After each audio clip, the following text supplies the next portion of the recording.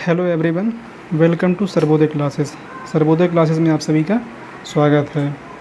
देखिए, कल तक हम लोग जो है कवर कर चुके हैं इंडियन पॉलिटी का रेगुलेटिंग एक्ट और पिट्स इंडिया एक्ट 1833 का चार्टर एक्ट तक के बारे में हम लोग बातचीत कर चुके थे और वहाँ तक की चीज़ों को हम समझ चुके हैं। ठीक है, आज से हम लोग स्टार्ट करने वाले हैं क्या कि ताज का शासन, यानी भारत में जो है 1858 के बाद क्या हुआ कि जो ईस्ट इंडिया कंपनी थी उसका जो यहाँ पर कार्य संचालित कर रही थी, तो उन चीज़ों को ब्रिटिश गवर्नमेंट ने, ब्रिटिश क्राउन ने सीधे डायरेक्ट अपने हाथों पर ले लिया। कहने का मतलब ये है कि अब 1858 से ब्रिटिश जो गवर्नमेंट है वो क्या करेगी, वही सीधे यहाँ पर शासन चलाएगी। ठीक है, तो देखिए 1858 में ब्रिटिश गवर्नमेंट के द्वारा इस चीज़ को अपने हाथों पर लिए जाने का कारण ये था कि 1857 में क्या हुआ था, सिपोई म्यूटनी हुआ था, यानी कि सिपाही विद्रोह हुआ था, जिसको स्वतंत्रता का पहला संग्राम भी कहते हैं। तो उस विद्रोह के कारण ही क्या किया कि ब्रिटिश गवर्नमेंट ने ये चीज़ मान ली कि जो ईस्ट इंडिया कंपनी है वो चीज़ों को भारत में संभाल नहीं पा रही है, और एक अच्छा शासन चलाने की वजह से अब हमें ही जो है भारत में शासन चलाना होगा।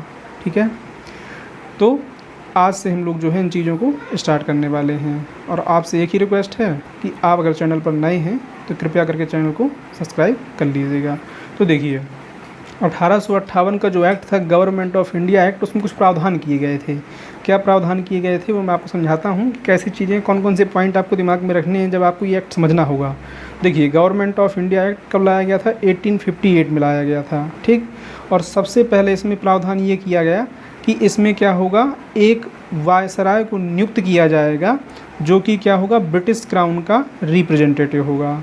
ठीक है, यानी कि एक वायसराय भारत में नियुक्त किया जाएगा जो क्या होगा, रिप्रेजेंटेटिव होगा ब्रिटिश क्राउन का, और वो सीधे ब्रिटिश क्राउन को रिपोर्ट करेगा, आप ये कह सकते हैं। ठीक है, और इसी एक्ट के तहत जो है, जो पीछे हमने पिट्स इंडिया एक्ट में पढ़ा हुआ था कि इसमें जो है गवर्नर जनरल ऑफ बंगाल कर दिया गया 1773 के रेगुलेटिंग एक्ट में, तो वही चीज़ बदल के यहाँ पर क्या हो गई, अब वायसराय हो गया। और ऐसे पहले वायसराय का नाम क्या था, तो Lord Canning was the first such viceroy. तो ऐसे पहले व्यक्ति कौन थे, लॉर्ड कैनिंग थे।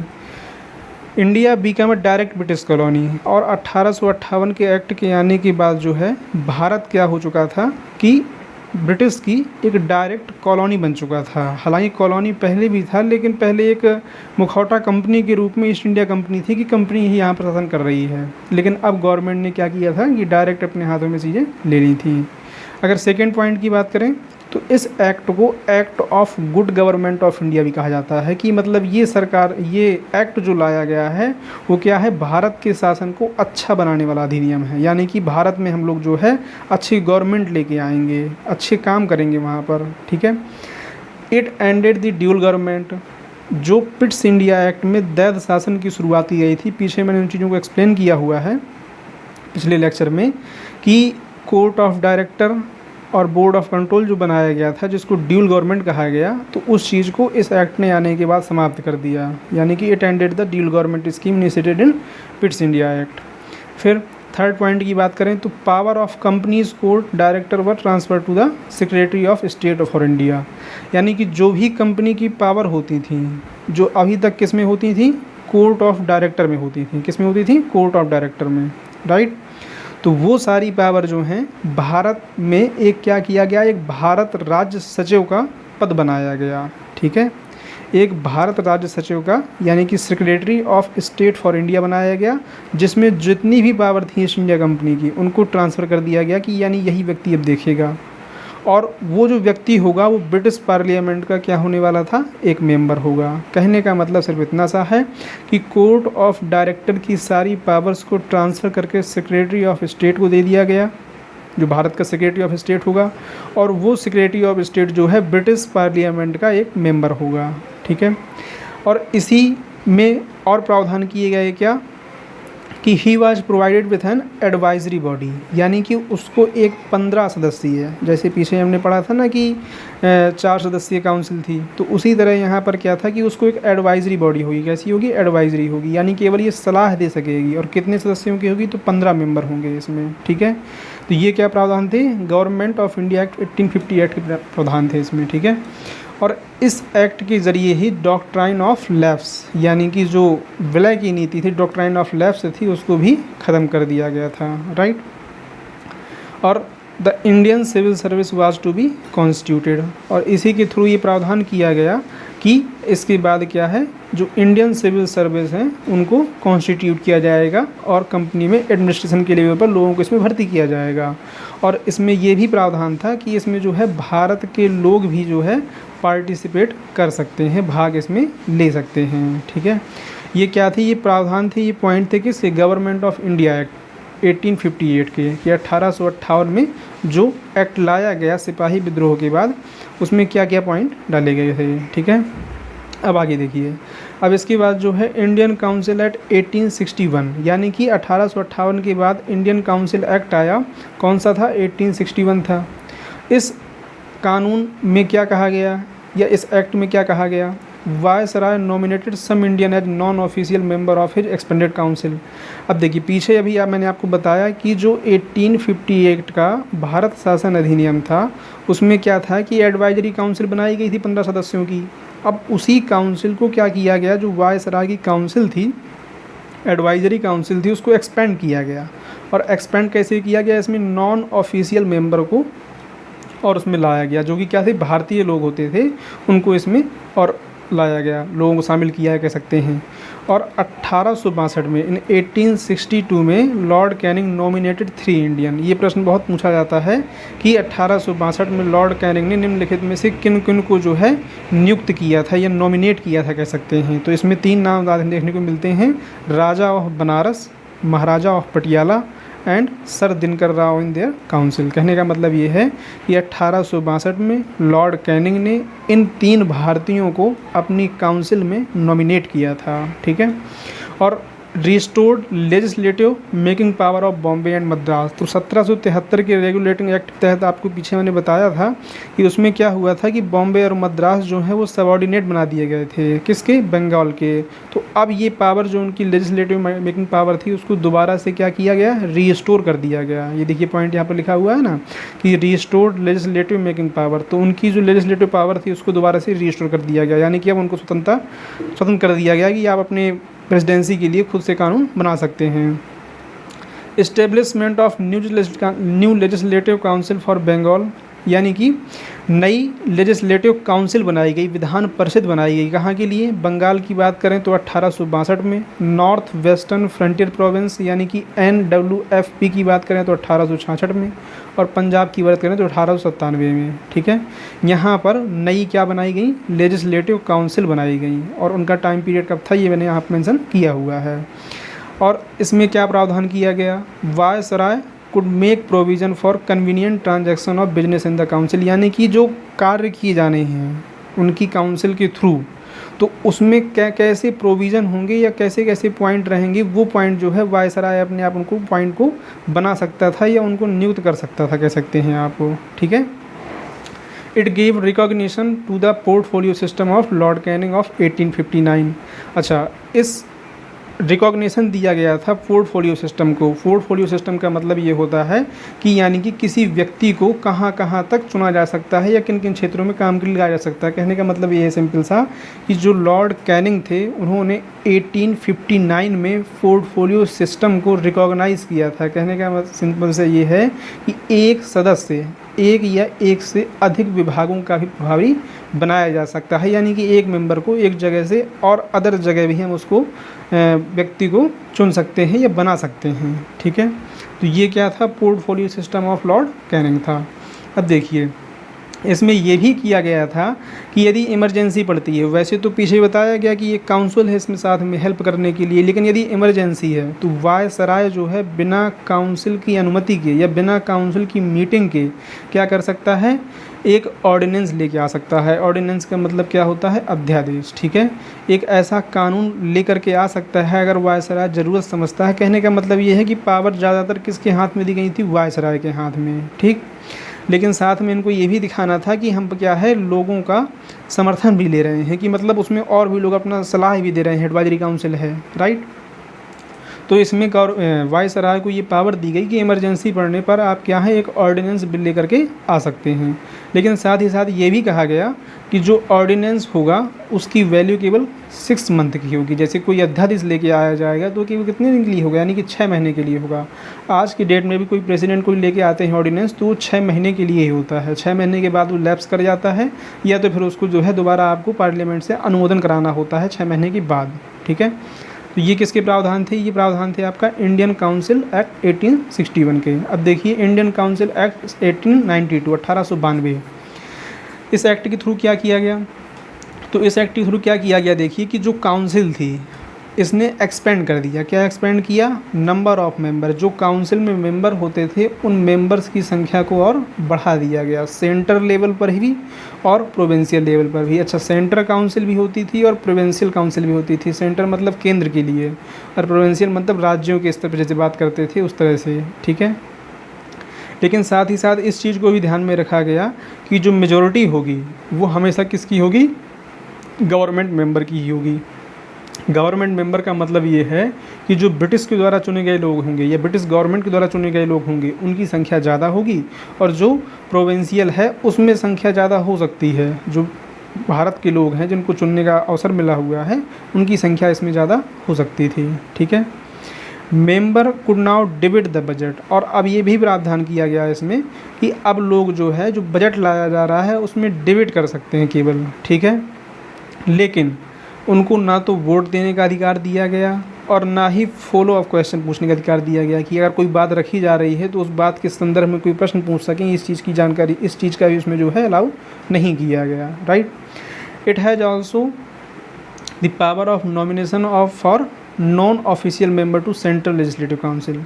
ठीक, और इसमें क्या था कि ये पावर भी दी गई थी कि nomination of non official member, यानी कि जो नॉन ऑफिशियल मेंबर है उनको चुना जा सकता है। इसमें ये पावर भी दिया गया था या ये पावर दी गई थी कि आप नॉमिनेट कर सकते हैं किसको? सेंट्रल लेजिस्लेटिव काउंसिल में मेंबर को आप चुन सकते हैं। कौन कौन से क्षेत्रों से? तो Bengal chamber of commerce, governor of provincial legislative council based on the recommendation of district board, municipalities, universities, trade association, zamindar and chamber. ठीक है, कहने का मतलब है इन क्षेत्रों से आप किसी नॉन ऑफिशियल मेंबर को सेंट्रल लेजिस्लेटिव काउंसिल की इन क्षेत्रों से आप चुन सकते हैं। ठीक है, या इनको चुना जा सकता था। ये प्रावधान किस में था? तो 1892 के इंडियन काउंसिल एक्ट में था। अब देखिए उसमें बहुत ज़्यादा पॉइंट नहीं है, जो मेन पॉइंट है वही मैंने यहाँ पर मेंशन किए हुए हैं। आगे देखिए इंडियन काउंसिल एक्ट 1909। अब ये एक्ट क्या है? बहुत इंपॉर्टेंट है, थोड़ा सा इसको ध्यान से सुनिएगा आप। इसमें क्या क्या प्रावधान किए गए और क्यों किए गए। राइट, तो इंडियन काउंसिल एक्ट 1909 जो है इसको क्या कहते हैं? इसको मार्ले मिंटो रिफॉर्म भी कहा जाता है। ठीक है, इनका ऐसा कहना था कि ये क्या है? रिफॉर्म है। ठीक है, और इसमें क्या किया गया कि ब्रिटिश इंडिया के अंतर्गत जो लिमिटेड इंक्रीज़ था किनका? भारतीय लोगों का, यानी कि इस एक्ट के तहत भारतीय लोगों का जो पार्टिसिपेशन था उसको भी अगर दिया गया, बढ़ा दिया गया। ठीक है, और ये कहाँ से पारित हुआ था? तो Indian council act 1909 was passed by the parliament of the UK. ठीक, that bought about a limited increase in the involvement of Indians. Right, देखिए the Morley Minto reform named after the secretary of state, यानी पीछे हमने जो पढ़ा हुआ था कि जो सेक्रेटरी ऑफ स्टेट होता था, तो यहाँ पर जो मार्ले मिंटो कहा गया है ये कैसे कहा गया है कि जो सेक्रेटरी ऑफ स्टेट होता था वो इंडियन अफेयर्स देखता था। ठीक है, यानी कि भारतीय मामलों को देखने के लिए जो व्यक्ति होता था उसको क्या कहा गया? सेक्रेटरी ऑफ स्टेट कहा गया। और ऐसे कौन थे? Lord John Morley. And viceroy कौन थे? तो लॉर्ड मिंटो थे। यानी कि भारत की वायसराय की बात करें तो लॉर्ड मिंटो थे उस टाइम पीरियड पर, और सेक्रेटरी ऑफ स्टेट कौन थे? जॉन मार्ले थे। तो इसलिए जो है इनको मार्ले मिंटो रिफॉर्म कहा गया। ठीक है, और viceroy of India alternative name given to Indian council act 1909। ठीक है, यही कहने का मतलब है कि वायसराय ऑफ इंडिया जो कौन थे? वायसराय लॉर्ड मिंटो थे। राइट, आगे देखिए। अच्छा, the size of legislative council both centre and provincial, यानी कि इंडियन काउंसिल एक्ट या मार्ले मिंटो रिफॉर्म एक्ट जो था उसके ज़रिए सेंट्रल और प्रोविंशियल लेवल पर क्या कर दिया गया कि लेजिस्लेटिव जो काउंसिल होती थी, विधान परिषद होती थी, उनकी संख्या में बढ़ा दिया गया, ठीक है, यानी कि उनके सब नंबर्स को बढ़ा दिया गया, उनके मेंबर्स के नंबर्स को बढ़ा दिया गया कह सकते हैं आप, ठीक है।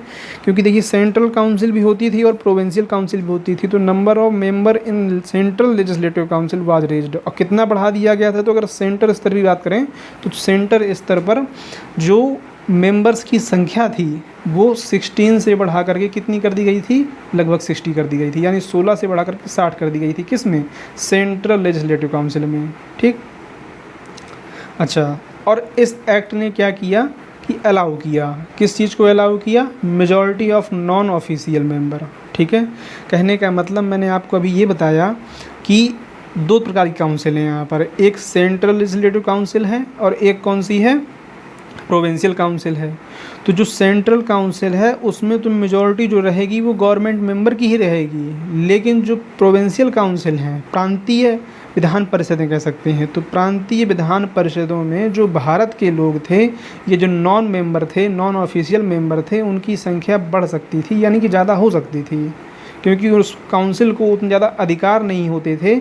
इसलिए जो है इन्होंने क्या किया कि जो भारतीय लोग हैं, भारतीय लोगों को प्रोविंशियल काउंसिल में संख्या बढ़ाने के लिए अलाउ कर दिया कि आप संख्या अपनी बढ़ा सकते हैं, ठीक।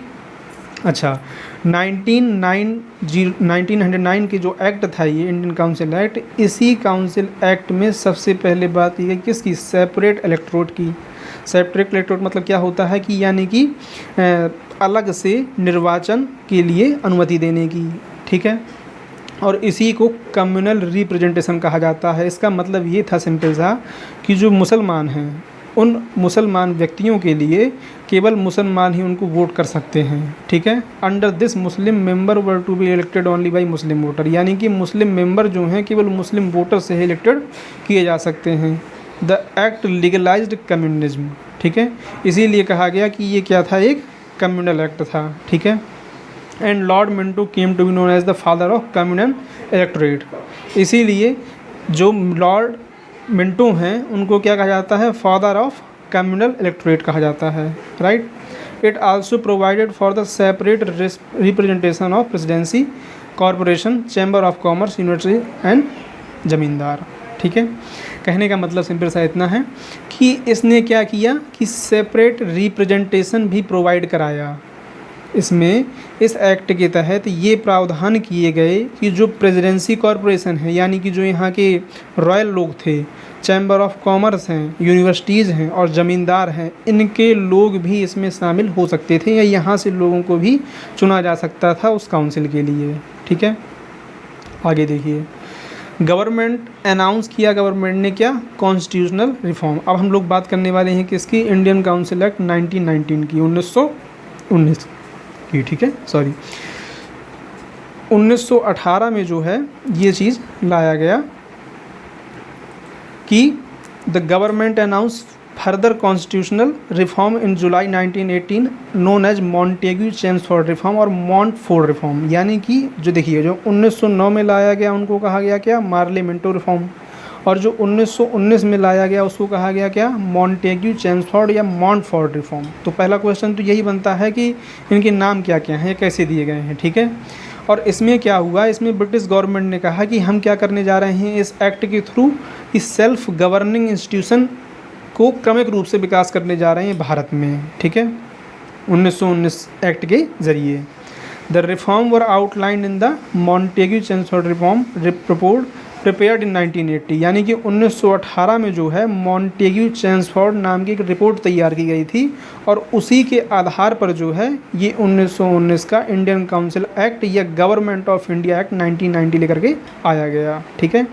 यानी कि इनकी रिपोर्ट के आधार पर लाया गया था, कह सकते हैं आप। There were to be 2 list of form administration, और इसमें भी कहा गया कि जो एडमिनिस्ट्रेशन की होंगी वो कितनी होंगी, 2 लिस्ट होंगी, एक क्या होगी सेंट्रल एंड एक क्या होगी प्रोविंशियल लिस्ट। यानी कि अब तक जो काउंसिल होती थी, अब यहाँ पर क्या की जा रही है, लिस्ट तैयार की जा रही है, ठीक है, कि सेंटर का कौन सा है और प्रोविंशियल का कौन सा है, उसके बाद जो है उसमें कौन किन चीज़ों पर काम कर सकता है उसकी चीज़ें भी तय की जाएंगी। तो देखिए, और साथ ही साथ इसमें यह भी कहा गया कि काउंसिल ऑफ स्टेट जो होगा उसका टेन्योर 5 साल का होगा, ठीक है, और इसमें जो लोग हो सकते हैं वो केवल मेंबर हो पाएंगे, ठीक है।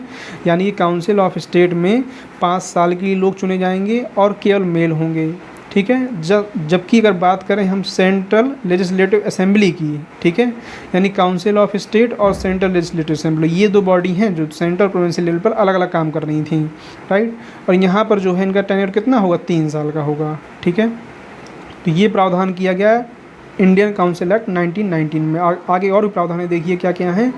अच्छा, अब इसमें रिफॉर्म क्या थे, देखिए जो मॉन्टफोर्ट रिफॉर्म है, जैसे लिखा हुआ है यहाँ पर मॉन्टफोर्ट, तो मॉन्टेग्यू चेम्सफोर्ड को ही यहाँ पर मॉन्टफोर्ट भी कहते थे, ठीक है। तो इसमें ये कहा गया कि डायरकी वाज इंट्रोड्यूस्ड, यानी कि इसमें ड्यूल सिस्टम आपको फिर से इस्टेब्लिश किया गया, कह सकते हैं। डायरकी मतलब क्या होता है, ड्यूल सेट ऑफ गवर्नमेंट, यानी कि दो तरह की, जैसे आज की डेट में आप देखते होंगे ना, केंद्र सरकार और राज्य सरकार, उसी तरह। तो उसमें क्या था कि एक को अकाउंटेबल ठहराया गया और दूसरे को अकाउंटेबल नहीं ठहराया गया। इस एक्ट के तहत मेनली पर्पज़ यही था कि ये ड्यूल सेट ऑफ गवर्नमेंट लेकर के आए। इसमें एक को अकाउंटेबल कहा गया and the other is not accountable, right. फिर subject were divided into 2 list, एक लिस्ट को कहा गया रिजर्व लिस्ट और एक को कहा गया ट्रांसफर्ड लिस्ट, ठीक है। जैसे कि आज आप देखते होंगे ना कि राज्य सूची है, संघ सूची है, समवर्ती सूची है, ठीक है, कि राज्य सूची में कौन कौन से विषय आते हैं, फिर संघ सूची में कौन कौन से विषय आते हैं। इसी तरह से उस टाइम पे क्या किया गया कि इनको एक को कहा गया रिजर्व लिस्ट। रिजर्व लिस्ट मतलब क्या होता है कि इसमें कौन कौन से विषय शामिल किए जाएंगे, जैसे लॉ हो गया, ऑर्डर हो गया, फाइनेंस हो गया, लैंड रेवेन्यू है, इरिगेशन है, ये सब किस में आते थे, रिजर्व विषय में आते थे। ट्रांसफर्ड में कौन से आते थे, subject such as education, health, local government, industry, agriculture, excise, ये सब चीज़ें किस में आती थी, ये आती थी आपकी ट्रांसफर्ड में, ठीक है, ट्रांसफर्ड लिस्ट में कह सकते हैं। अच्छा, इसके साथ ही इस एक्ट में ये भी पॉइंट डाला गया कि in case of failure of constitutional machinery, अगर किसी कारणवश जो है ये सिस्टम काम करना फेल कर जाता है, यानी कि रिजर्व हैं, कौन सा ट्रांसफर्ड है, ये सारा सिस्टम काम करना फेल कर जाता है, तो गवर्नर को ये पावर दी गई, ठीक है, कि गवर्नर क्या कर सकता था, could take over the administration of transferred subject also, यानी कि रिजर्व सब्जेक्ट तो उसके पास होते ही थे, रिजर्व के मामले में तो वो काम कर ही सकता था गवर्नर, लेकिन इसके साथ ही साथ यदि कोई ऐसी प्रॉब्लम आ रही है या मशीनरी काम करना फेल कर जा रही है, तो उस कंटेक्स्ट में ट्रांसफर्ड जो सब्जेक्ट थे या ट्रांसफर जो लिस्ट थी उसके सब्जेक्ट, यानी कि किन पर, एग्रीकल्चर पर, इंडस्ट्री पर, हेल्थ पर, लोकल गवर्नमेंट पर, इन पर भी गवर्नर जो है कानून बना सकता था या इनको अपने हाथ में ले सकता था, कह सकते हैं, ठीक है। अब आगे देखिए 1919 में साथ ही ये प्रावधान भी था कि reserve subject were to be administered by the governor through his executive council, यानी कि जो रिजर्व सब्जेक्ट होते थे, मैंने बताया ना आपको कि रिजर्व और एक कौन सा था, तो देखिए रिजर्व के अलावा एक बताया मैंने आपको क्या, ट्रांसफर्ड। तो रिजर्व जो सब्जेक्ट होते थे वो एडमिनिस्टर किए जाएंगे किसके द्वारा, गवर्नर के द्वारा, ठीक है, और उसकी काउंसिल के जरिए किए जाएंगे, ठीक है, जो कि काउंसिल में कौन चलाते थे, ब्यूरोक्रेट चलाते थे, ठीक है। अब ब्यूरोक्रेट जैसे आज के में ISPCS होते हैं उन्हीं की बात कर रहे हैं। And the transferred subject were to be administered by the minister nominated from among the elected member of the legislative council, और जो ट्रांसफर्ड लिस्ट थी या ट्रांसफर सब्जेक्ट होते थे उनको किसके द्वारा एडमिनिस्ट्रेटर किया जाता था, तो वो किया जाता था नॉमिनेटेड मिनिस्टर के द्वारा। और नॉमिनेट कहाँ से होते थे, तो ये नॉमिनेट होते थे लेजिस्लेटिव काउंसिल से, ठीक है।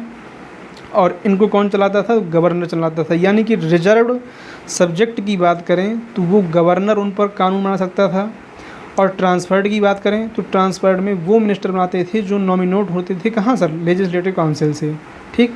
और इसी में क्या है, संपत्ति के आधार पर जो है वोट देने का अधिकार दिया गया था, और इसमें महिलाओं को ही वोट देने का राइट दिया गया, ठीक है।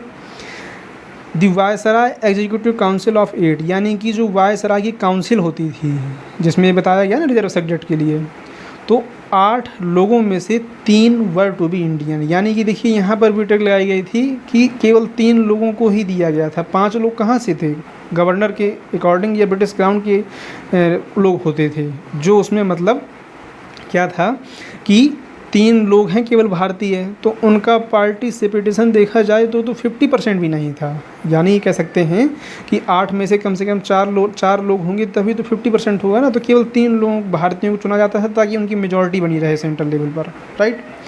फिर द मॉन्टेग्यू चेम्सफोर्ड रिफॉर्म या report stated that there should be a review after 10 year, और इन्हीं सब पॉइंट्स के बाद एक पॉइंट इस इंडियन काउंसिल एक्ट 1990 में ये भी रखा गया कि हर 10 साल के बाद या हर 10 साल के बाद क्या होगा कि मॉन्टेग्यू चैम्सफोर्ड रिपोर्ट में ये पॉइंट दिया गया था कि 10 साल के बाद ये जो भी सारे प्रावधान किए गए हैं इनका रिव्यू किया जाएगा, ठीक है, इनको देखा जाएगा कि इसमें क्या कमियां और क्या कमियां नहीं हैं। तो इन चीज़ों के लिए, इनको देखने के लिए यही आगे चल कर क्या होगा, साइमन कमीशन के रूप में आप देखते हैं कि 1927 में, जो कि आना चाहिए 1929 में, 1927 में क्या आता है, साइमन कमीशन आता है, ठीक है। तो उन सब चीज़ों के बारे में बात हम लोग अगले लेक्चर में करेंगे, ठीक है। तो आज इस लेक्चर के लिए इतना ही, ठीक है। और आपसे एक ही रिक्वेस्ट है मेरी कि अगर आपको लेक्चर पसंद आ रहा है तो कृपया करके चैनल को सब्सक्राइब करिएगा, शेयर करिएगा, लाइक करिएगा, ठीक है। अगर आपको इसमें और चेंजेस चाहते हैं कि कुछ पॉइंट इसमें और बढ़ाए जाएं या कम किए जाएं या चीज़ों को और किस तरह से एक्सप्लेन किया जाए, वो आप मुझे कमेंट के सेक्शन में बताइएगा, तो मैं चीज़ों को और सही करने का या और अच्छे तरीके से रिप्रेजेंट करने का प्रयास करूँगा। Thank you for watching.